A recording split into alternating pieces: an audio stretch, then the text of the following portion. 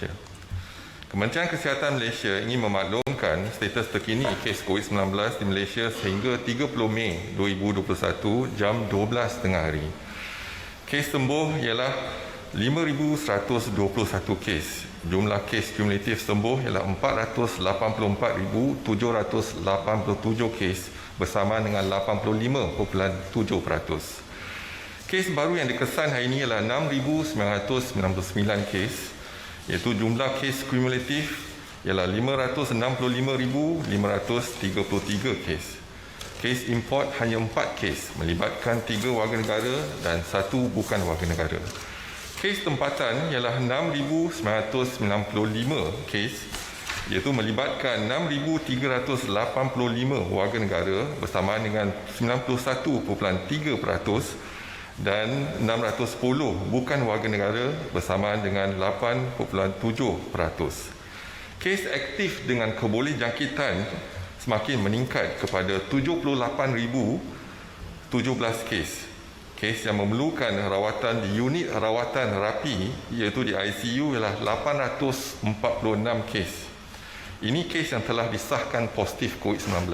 Masih ada lagi kes sari yang sedang dalam penyiasatan. Kes memerlukan bantuan alat pernafasan ialah 419 kes.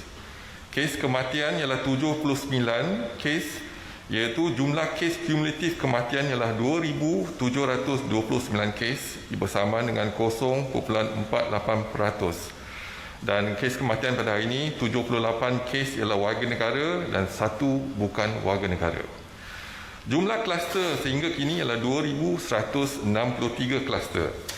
Jumlah kluster baru hari ini ialah 17 kluster.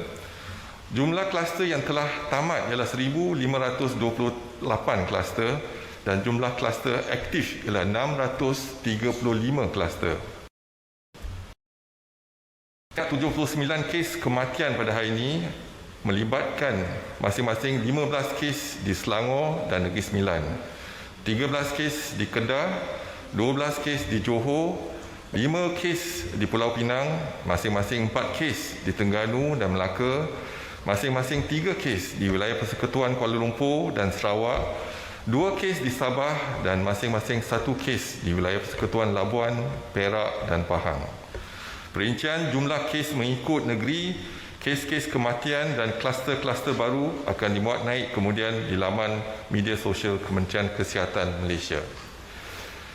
Seperti yang Kementerian Kesihatan telah maklumkan kepada umum, keadaan penularan COVID-19 semakin meruncing. Nilai RT ataupun R0 negara yang terkini adalah 1.16 dan jumlah kes dilaporkan saban hari mulai menunjukkan trend kenaikan yang lebih mendadak mengikut graf eksponensial.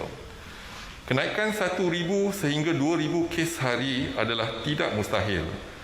Kita telah melihat sebanyak 98 kes kematian harian akibat COVID-19 pada 29 Mei 2021.